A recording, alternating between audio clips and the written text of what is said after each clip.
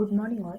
നമ്മൾ ഇന്ന് second ചാപ്റ്ററിലെ last portions ആണ് എടുക്കുന്നത്. ഇതിൽ first topic specifications of resistor. റെസിസ്റ്ററിന്റെ സ്പെസിഫിക്കേഷൻസ് ആണ് പറയുന്നത്. 4 ohmic value, tolerance, power rating, type of resistor. First ohmic value. Ohmic value എന്ന് പറഞ്ഞിട്ടുണ്ടെങ്കിൽ റെസിസ്റ്റൻസ് വാല്യൂ ആണ്. റെസിസ്റ്ററിന്റെ റെസിസ്റ്റൻസ് വാല്യൂ തന്നെയാണ് നമ്മൾ ഓമിക് വാല്യൂ എന്ന് പറയുന്നത്. നമ്മൾ അത് ഓംസിലാണ് എക്സ്പ്രസ് ചെയ്യുന്നത്. അടുത്തത് ടോളറൻസ്. ഒരു റെസിസ്റ്ററിന്റെ ഒരു നോർമൽ വാല്യൂ ഉണ്ടാവും. ഇപ്പോൾ 1 കിലോ ഓം. അപ്പം ആ ഒരു വാല്യൂന്ന് അങ്ങോട്ടോ ഇങ്ങോട്ടോ ഉള്ളൊരു മാറ്റം ഉണ്ടായിരിക്കും അല്ലെ. അപ്പം ആ മാറ്റത്തിനാണ് നമ്മൾ അതിന്റെ ടോളറൻസ് എന്ന് പറഞ്ഞത്. ടോളറൻസ് എപ്പോഴും പെർസെന്റേജിലാണ് എക്സ്പ്രസ് ചെയ്യുന്നത്.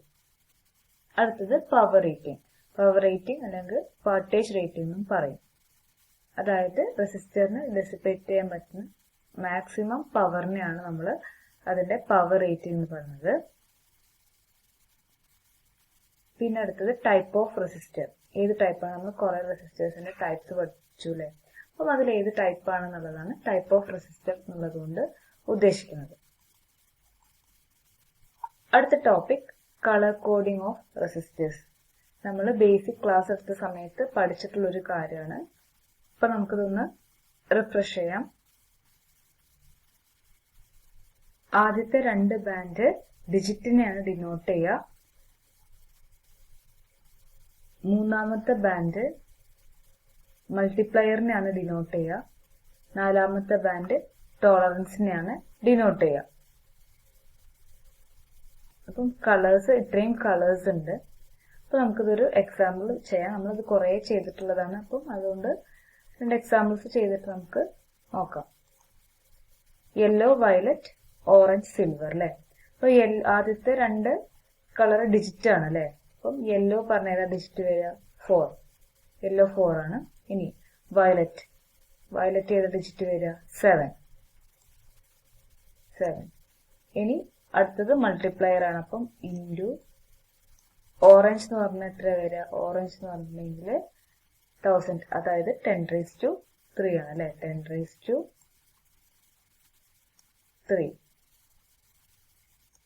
ഇനി സിൽവർ എന്ന് പറഞ്ഞിട്ടുണ്ടെങ്കിൽ നമുക്കറിയാം എത്രയും ടോളറൻസ് ആണ് അല്ലെ. 4th ബാൻഡ് ടോളറൻസ് ആണ്. അപ്പൊ സിൽവർ എന്ന് പറഞ്ഞിട്ടുണ്ടെങ്കിൽ ±10%. അപ്പം നമുക്ക് കിട്ടും 47 × 10⁻³ പറഞ്ഞാൽ 47,000 കിട്ടും അല്ലെ. 47,000 ഓം ±10%. അപ്പൊ 47 ഓം ആണ്. ഓമിനെ കിലോ ഓമിക്ക് ആക്കണമെങ്കിൽ നമ്മൾ 1000 കൊണ്ട് ഡിവൈഡ് ചെയ്താൽ മതിയില്ലേ. അപ്പൊ നമുക്ക് എന്ത് കിട്ടും?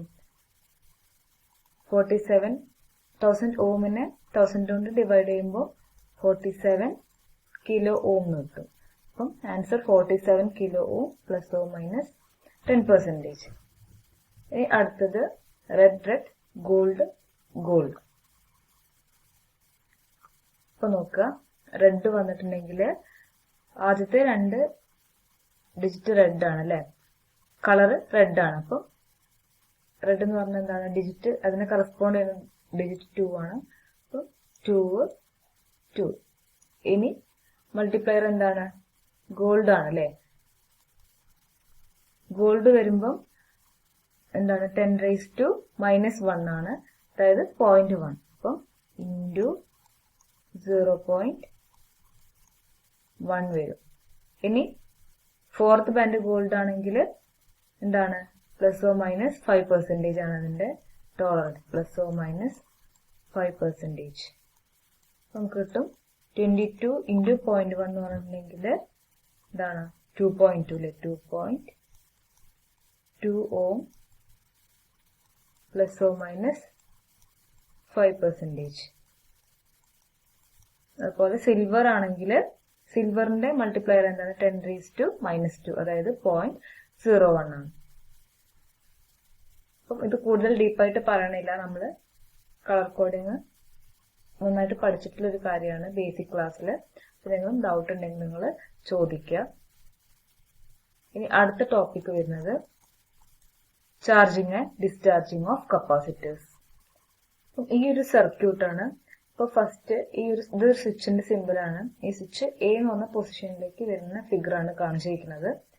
അപ്പം ഇതാണ് നമ്മൾ ചാർജിങ് എക്സ്പ്ലെയിൻ ചെയ്യുന്നത് ഈ ഒരു ഫിഗർ വെച്ചിട്ടാണ്. അപ്പം നമ്മൾ സപ്ലൈ കൊടുക്കുന്ന സമയത്ത് കപ്പാസിറ്ററിന്റെ മുകളിലെ ഈ പ്ലേറ്റിൽ നിന്ന് ഇലക്ട്രോൺസ് എന്ത് ചെയ്യും, ഈ ഒരു ബാറ്ററിയുടെ പോസിറ്റീവ് ടെർമിനലിലേക്ക് അട്രാക്ട് ചെയ്യപ്പെടും. അതുപോലെ തന്നെ നെഗറ്റീവ് ടെർമിനലിൽ നിന്ന് ഇലക്ട്രോൺസ് ഇങ്ങനെ താഴത്തെ പ്ലേറ്റിലേക്ക് എത്തിക്കൊണ്ടേയിരിക്കുന്നുണ്ടാവും. നമുക്കറിയാം കപ്പാസിറ്ററിന്റെ രണ്ട് പ്ലേറ്റിന്റെ ഇടയിൽ ഒരു ഡയലക്ട്രിക് ഉണ്ട്. അതുകൊണ്ട് തന്നെ ഇലക്ട്രോൺസ് ഇവിടുന്ന് ഇങ്ങോട്ട് ഈ മുകളിലത്തെ പ്ലേറ്റിലേക്ക് ക്രോസ് ചെയ്ത് പോവില്ല. അതുകൊണ്ട് തന്നെ ഈ വരുന്ന ഇലക്ട്രോൺസ് ഒക്കെ ഈ താഴത്തെ പ്ലേറ്റിൽ അക്യുമുലേറ്റ് ചെയ്തുകൊണ്ടിരിക്കും. ഈ മുകളിലത്തെ പ്ലേറ്റിന് ഇലക്ട്രോൺസ് നഷ്ടപ്പെടുന്നുണ്ട്, ഇത് പോസിറ്റീവ് ചാർജായി മാറുകയും താഴത്തെ പ്ലേറ്റിന് ഇലക്ട്രോൺസിനെ കിട്ടുന്നത് കൊണ്ട് അതിന് നെഗറ്റീവ് ചാർജായി മാറുകയും ചെയ്യും. അതായത് മുകളിലത്തെ പ്ലേറ്റ് പോസിറ്റീവ്ലി ചാർജും ആവും, താഴത്തെ പ്ലേറ്റ് നെഗറ്റീവ്ലി ചാർജും ആവും. നമ്മൾ അപ്ലൈ ചെയ്യുന്ന വോൾട്ടേജിന്റെ അത്രയും മാക്സിമത്തിൽ എന്ത് ചെയ്യും, മാക്സിമം വോൾട്ടേജ് വരെ എന്ത് ചെയ്യും, ഈ കപ്പാസിറ്റർ ചാർജ് ചെയ്തുകൊണ്ടേയിരിക്കും. ഇനി നമ്മള് സ്വിച്ച് എന്ത് ചെയ്യുക, ബി എന്ന് പറഞ്ഞ പൊസിഷനിലേക്ക് ഇടുക. അപ്പൊ എന്ത് ചെയ്യും, അതാണ് ഈ ഫിഗറാണ് കാണിച്ചിരിക്കുന്നത്. അപ്പം ഇവിടെ നെഗറ്റീവ്ലി ചാർജ്ഡ് ആണല്ലോ. അപ്പം എന്ത് ചെയ്യും, ഇവിടെ ഉള്ള ഇലക്ട്രോൺസ് മൊത്തം പോസിറ്റീവ് ചാർജ് ആയിട്ട് മുകളിലത്തെ പ്ലേറ്റിലേക്ക് അട്രാക്ട് ചെയ്യും. അങ്ങനെ ഈ ഫുള്ളി ചാർജ്ഡ് കപ്പാസിറ്റർ ഈ റെസിസ്റ്ററിലൂടെ ഇങ്ങനെ ഡിസ്ചാർജ് ചെയ്തുകൊണ്ടേയിരിക്കും നമ്മൾ ഈ സ്വിച്ച് ക്ലോസ് ചെയ്യുമ്പോൾ. രണ്ട് പ്ലേറ്റ്സും ഇലക്ട്രിക്കലി ന്യൂട്രൽ ആവുന്നത് വരെ ഈ പ്രോസസ്സ് കണ്ടിന്യൂ ചെയ്യും. അപ്പോൾ ഇതാണ് കപ്പാസിറ്ററിന്റെ ചാർജിങ്ങും ഡിസ്ചാർജിങ്ങും. അടുത്ത ടോപ്പിക് സ്പെസിഫിക്കേഷൻസ് ഓഫ് കപ്പാസിറ്റേഴ്സ്. അതില് first one value of capacitance. അത് കപ്പാസിറ്ററിന്റെ കപ്പാസിറ്റൻസ് വാല്യൂവിനെയാണ് ഡിനോട്ട് ചെയ്യുന്നത്. നമ്മൾ മൈക്രോഫാരഡ്, നാനോഫാരഡ്, പിക്കോഫാരഡിലൊക്കെ ഡിനോട്ട് ചെയ്യും. Next working voltage. കപ്പാസിറ്ററിന് ഒരു ഡാമേജും ഇല്ലാതെ ഓപ്പറേറ്റ് ചെയ്യാൻ പറ്റുന്ന മാക്സിമം വോൾട്ടേജ് ആണ് അതിന്റെ വർക്കിംഗ് വോൾട്ടേജ് എന്ന് പറഞ്ഞാൽ. നമ്മളത് DC വോൾട്ടിലാണ് അതിനെ റേറ്റ് ചെയ്യുന്നത്. അടുത്തത് ടോളറൻസ്. ടോളറൻസ് എന്ന് പറഞ്ഞിട്ടുണ്ടെങ്കിൽ നമ്മൾ റെസിസ്റ്റൻസിന്റെ കാര്യം പറഞ്ഞ പോലെ തന്നെ അതിന്റെ അക്യുറസി ആണ് അത് ഡിനോട്ട് ചെയ്യുന്നത്. Next leakage current. DC voltage apply ചെയ്യുന്ന സമയത്ത് ഡയലക്ട്രിക്കിലൂടെ പാസ് ചെയ്യുന്ന കറന്റിന്റെ വാല്യൂവിനെയാണ് ലീക്കേജ് കറന്റ് കൊണ്ട് ഇൻഡിക്കേറ്റ് ചെയ്യുന്നത്. Next temperature coefficient. അതായത് ടെമ്പറേച്ചർ കൂടെ കുറയുന്നതിനനുസരിച്ചിട്ടുള്ള കപ്പാസിറ്റൻസിന്റെ വാല്യൂവിനുള്ള ചേഞ്ചിനെയാണ് ഇതിന്റെ ടെമ്പറേച്ചർ കോഎഫിഷ്യന്റ് എന്ന് പറയുന്നത്. അടുത്തത് നമ്പർ കോഡിംഗ് ഓഫ് കപ്പാസിറ്റേഴ്സ് ആണ്. നമ്മൾ റെസിസ്റ്റേഴ്സിന്റെ കളർ കോഡിംഗ് പറഞ്ഞ പോലെ തന്നെ കപ്പാസിറ്റേഴ്സിനും കളർ കോഡിംഗ് ഉണ്ട്. അപ്പൊ അതെങ്ങനെയാ നോക്കാം നമുക്ക്. ഇപ്പൊ നമ്മള് സിറാമിക് കപ്പാസിറ്റേഴ്സ് പഠിച്ചിട്ടുണ്ടായിരുന്നില്ലേ? ഈ ഫിഗറിൽ കാണിച്ചിട്ടുള്ളതാണ് സിറാമിക് കപ്പാസിറ്റർ. ഈ കപ്പാസിറ്ററിന്റെ മുകളിൽ ഇങ്ങനെ വാല്യൂസ് ആണ് എഴുതിയിട്ടുണ്ടാവുക. 103, 104, 102 എന്നൊക്കെ പോലെ കണ്ടില്ലേ? അപ്പൊ അത് എത്ര ഫാരഡ് ആണ്, എത്ര മൈക്രോ ഫാരഡ് ആണെന്ന് നമുക്ക് അങ്ങനെ നോക്കിയാൽ മനസ്സിലാവില്ല. ഇതൊരു കോഡാണ്. അപ്പൊ അതെങ്ങനെ കണ്ടുപിടിക്കാൻ നോക്കാം. അപ്പൊ അതാ കണ്ടോ 103 എഴുതിയിട്ടുണ്ട്. ഇത് എങ്ങനെ കണ്ടുപിടിക്കാൻ നോക്കാം. 103 എന്ന് പറഞ്ഞിട്ടുണ്ടെങ്കിൽ ആദ്യത്തെ 2 ഡിജിറ്റ് 1, 0 അതുപോലെ എഴുതുക. പിന്നെ എന്ത് ചെയ്യുക, ഇൻറ്റു ഈ 3 ഉദ്ദേശിക്കുന്നത് 10 പവർ എത്രയാണെന്നാണ് ഉദ്ദേശിക്കുന്നത്. 10 പവർ 3. ഇത്രയും പീക്കോ ഫാരഡിലാണ് ഉണ്ടായിരിക്കുക. അപ്പൊ നമുക്ക് എഴുതാം 10 × 10⁻³ പറഞ്ഞാൽ 10,000 പീക്കോ ഫാരഡ് ആണ് അല്ലെ. ഇനി പീക്കോ ഫാരഡിനെ മൈക്രോ ഫാരഡ് ആക്കാൻ വേണ്ടിയിട്ട് നമ്മൾ എന്ത് ചെയ്യുക, ഡിവൈഡഡ് ബൈ 10⁻6 ചെയ്യാം. അപ്പം ഈ ഒരു വാല്യൂവിനെ 10⁻6 കൊണ്ട് ഡിവൈഡ് ചെയ്യുമ്പോൾ 6 0 അല്ലെ. 1, 2, 3, 4, 5, 6. അപ്പൊ 0.01 μF എന്ന് കിട്ടും. ഇത്രയും മൈക്രോ ഫാരഡ് ആണ്. അപ്പൊ 103 എന്ന് പറഞ്ഞിട്ടുണ്ടെങ്കിൽ എന്താണ്, 103 പറഞ്ഞിട്ടുണ്ടെങ്കിൽ 0.01 μF ആണ് അതിന്റെ വാല്യൂ. അടുത്തത് 104. 104 എന്ന് പറഞ്ഞാൽ ആദ്യത്തെ 2 ഡിജിറ്റ് നമ്മൾ അതുപോലെ എഴുതി. ഈ 4 ഡിനോട്ട് ചെയ്യുന്നത് 10 പവർ എത്രയാണെന്നാണ് അല്ലെ. അപ്പൊ 10 പവർ 4 ഇത്രയും PF.